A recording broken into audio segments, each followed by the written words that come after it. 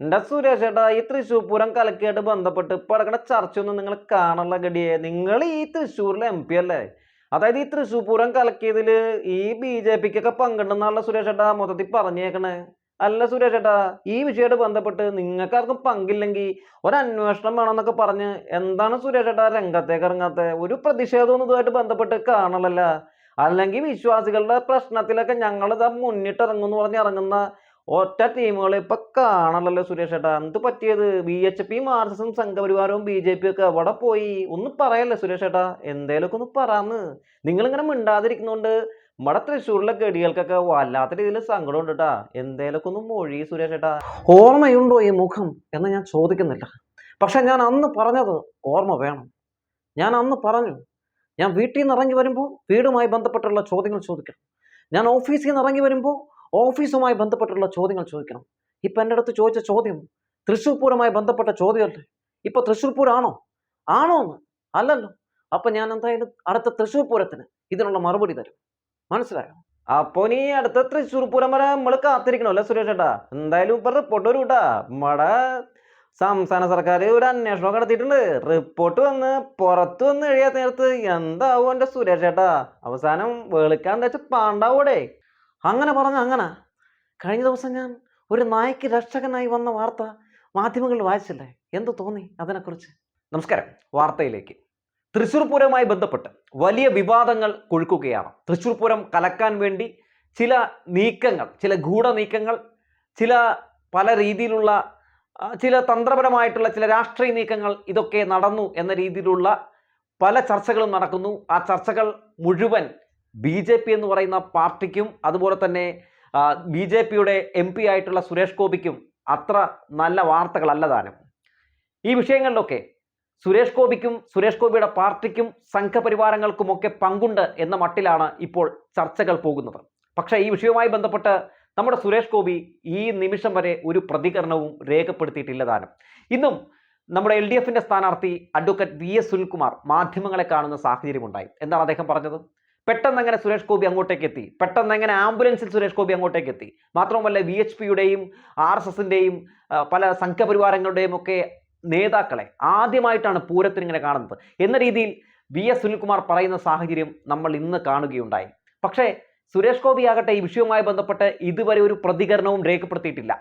അന്നേ ദിവസം ഈ തൃശ്ശൂർ പൂരം അലങ്കോലപ്പെട്ടപ്പോൾ നമ്മുടെ മുഖ്യമന്ത്രി പിണറായി വിജയൻ അന്നേ ഒരു അന്വേഷണം പ്രഖ്യാപിച്ചതാണ്. അതുമായി ബന്ധപ്പെട്ട് പലരുടെയും മൊഴിയൊക്കെ എടുത്തുകൊണ്ടൊക്കെ പോകുന്ന സാഹചര്യം ഉണ്ടായി. ആ റിപ്പോർട്ട് എവിടെ എന്ന ചോദ്യം ഉയരുന്നുണ്ട്. അതും VS സുനിൽകുമാറിന്റെ വായിൽ നിന്നാണ്. അദ്ദേഹം ചോദിക്കുന്ന ആ റിപ്പോർട്ട് എവിടെയാണെന്ന് തന്നെയാണ് ചോദിക്കുന്നത്. ഇത് ആരട്ടിമറിച്ചു എന്നുള്ളതാണ്.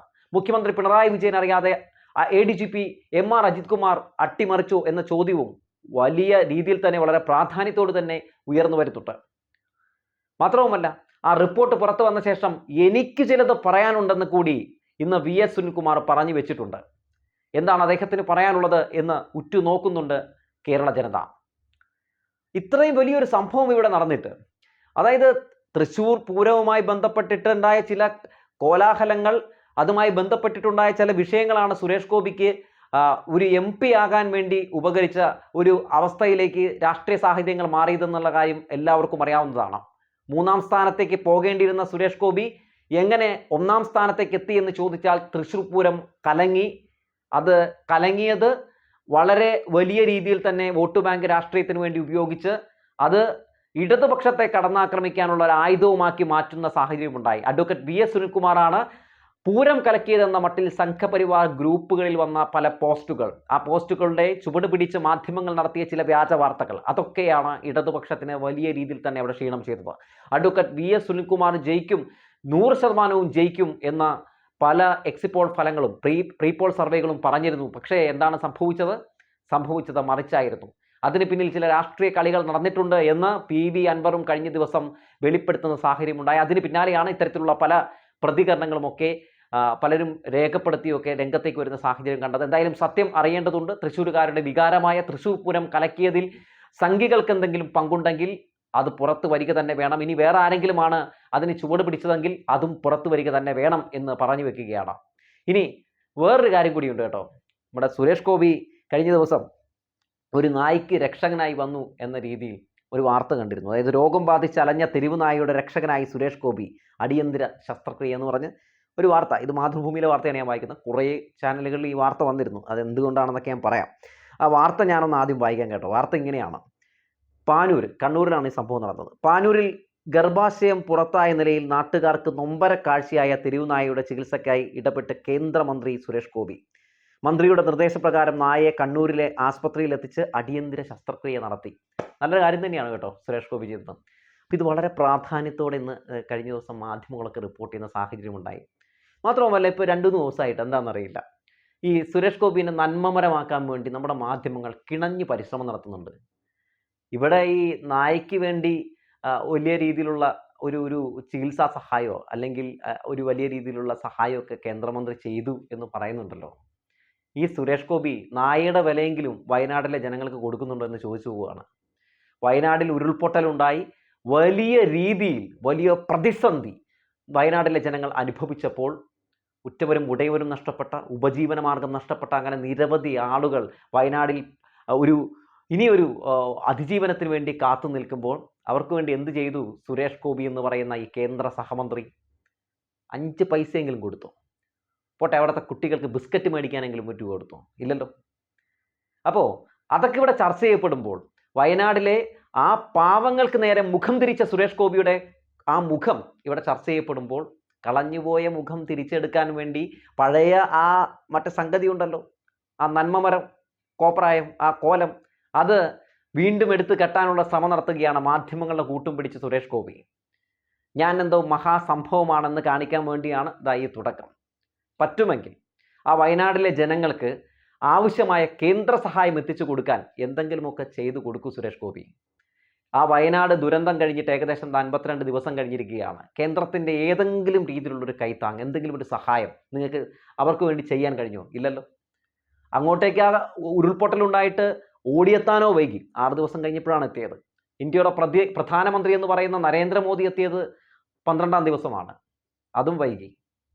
എന്നാൽ ഇപ്പോഴെങ്കിലും ഈ സാഹചര്യത്തിലെങ്കിലും അവരുടെ ആ നാടിൻ്റെ ഒരു പുനരുദ്ധാരണത്തിന് വേണ്ടിയെങ്കിലും എന്തെങ്കിലുമൊക്കെ ചെയ്തു കൊടുക്കൂ സുരേഷ് ഗോപി. കേവലം ഇങ്ങനെ കുറേ വാർത്തകളിൽ ഇടം നേടാനുള്ള അല്ലെങ്കിൽ ചില എക്സ്ക്ലൂസീവ് വാർത്തകളിൽ ഇടം പിടിക്കാനുള്ള ഇത്തരം നമ്പറുകളൊന്നും കാണിച്ചുകൊണ്ടായില്ല. വയനാട്ടിൽ 400-ലധികം ആളുകൾക്കാണ് ജീവൻ നഷ്ടപ്പെട്ടത്. ഏകദേശം 2000 കോടിക്ക് മുകളിൽ രൂപ ഇനിയും നമുക്ക് അവിടുത്തെ ആ വയനാടിൻ്റെ പുനരുദ്ധാരണത്തിനും മറ്റുമൊക്കെ ആയിട്ട് ആവശ്യമുണ്ട്. ഇതൊക്കെ സുരേഷ് ഗോപിക്ക് അറിയാവുന്നൊരു കാര്യമാണ്. കഴിഞ്ഞ ദിവസം വയനാടിനെ വലിയ രീതിയിൽ ദ്രോഹിക്കാൻ വേണ്ടി മാധ്യമങ്ങൾ ഒരു വ്യാജ വാർത്തയും പടച്ചുവിട്ടു. അതോടുകൂടി തന്നെ ആ പാവങ്ങളുടെ കാര്യത്തിൽ തീരുമാനമായിട്ടുണ്ട്. മുഖ്യമന്ത്രി പിണറായി വിജയൻ കേന്ദ്ര സർക്കാരുമായി നരേന്ദ്രമോദിയുമായി നിരന്തരം ചർച്ച നടത്തിക്കൊണ്ടിരിക്കുകയാണ്. പറ്റാവുന്നതെല്ലാം കൊടുത്തു. അതായത് അവരാവശ്യപ്പെട്ട രേഖകളൊക്കെ നമ്മൾ കൊടുത്തു കഴിഞ്ഞു. പക്ഷേ ഇപ്പോഴും നമുക്ക് അവിടെ നിന്നൊരു സഹായവും ലഭ്യമായിട്ടില്ല. കേരളത്തിൽ നിന്ന് ഒരു MP ഞങ്ങൾക്കുണ്ടെങ്കിൽ മല മറിക്കും എന്നല്ലേ പറഞ്ഞിരുന്നത്. എന്നിട്ട് മറിച്ചോ? ഒരു മറിക്കലും ഉണ്ടായില്ല, ഒരു ഗുണവും ഉണ്ടായില്ല എന്നതാണ് സത്യം. ഈ തൃശ്ശൂരിനെ സംബന്ധിക്കുന്ന വിഷയങ്ങളിൽ പോലും പ്രതികരണം രേഖപ്പെടുത്താൻ കഴിയുന്നില്ല. പിന്നെയാണ് ഇത്. ഇനിയിപ്പോൾ അടുത്ത ഉരുൾപൊട്ടൽ ഉണ്ടായാലേ ഈ തിരുവായ തുറക്കൂ എന്നുണ്ടോ സുരേഷ് ഗോപി? അങ്ങനെയൊന്നും സംഭവിക്കാതിരിക്കട്ടെ. അങ്ങനെ ഒന്നും സംഭവിക്കാതിരിക്കാൻ വേണ്ടിയാണ് ഞങ്ങളൊക്കെ കാത്തിരിക്കുന്നത്. അല്ലാതെ എന്തെങ്കിലും ഒരു സംഭവം ഉണ്ടാകുമ്പോൾ കേന്ദ്ര പാക്കേജ് ലഭ്യമാകാതിരിക്കാൻ അത് അനധികൃത ഖനനം മൂലം സംഭവിച്ചതാണ്, അല്ലെങ്കിൽ ജിയോളജിക്കൽ സർവേ ഓഫ് ഇന്ത്യ കൊടുത്ത മുന്നറിയിപ്പ് അവഗണിച്ചതിൻ്റെ ഭാഗമായി സംഭവിച്ചതാണ് എന്നൊക്കെ പറഞ്ഞ് നട്ടാൽ കുരുക്കാത്ത കള്ളങ്ങൾ പറഞ്ഞ് എന്തായാലും ഇത്തരം വിഷയങ്ങൾ വരുമ്പോൾ അത്തരക്കാരെ ഇവിടുത്തെ ജനത, കേരള സർക്കാർ കൈവിടില്ല കേട്ടോ. അതാണ് നമ്മൾ കണ്ടത്. അപ്പോൾ എന്തായാലും സുരേഷ് ഗോപി എന്ന് പറയുന്ന ഈ മനിതൻ വീണ്ടും പുതിയ കുപ്പായവുമിട്ട് വീണ്ടും അഭിനയിച്ച് രംഗത്തേക്ക് ഇറങ്ങിയിട്ടുണ്ടെന്നാണ് ഇത് കണ്ടപ്പോൾ എനിക്ക് മനസ്സിലായത്. സുരേഷ് ഗോപിയുടെ ഒരു കാര്യം മാത്രമേ പറയാനുള്ളൂ. നിങ്ങൾ ഒരു MP ആണ്, കേന്ദ്ര സഹമന്ത്രിയാണ്. നിങ്ങൾ വിചാരിച്ചാൽ ഒരുപാട് കാര്യങ്ങൾ ചെയ്യാൻ കഴിയും. പക്ഷേ നിങ്ങൾ വിചാരിക്കണം. ഇങ്ങനെ കുറേ ഷോ കാണിച്ച് കയ്യടി മേടിച്ചുകൊണ്ടൊന്നും ആയില്ല. അതിൻ്റേതായിട്ടുള്ള ചില നേട്ടങ്ങൾ അത് നമുക്കിവിടെ കാണാനും പറ്റണം. കേരളത്തിൽ എയിംസ് വരും, കൊണ്ടുവരും എന്നൊക്കെ പറഞ്ഞു, കണ്ടില്ല. റബ്ബറിൻ്റെ താങ്ങുവില ഉയർത്തുമെന്ന് പറഞ്ഞു, കണ്ടില്ല. അങ്ങനെ എത്രയെത്രയോ വാഗ്ദാനങ്ങൾ നൽകി, ഒന്നും തന്നെ നടപ്പിലാക്കിയില്ല.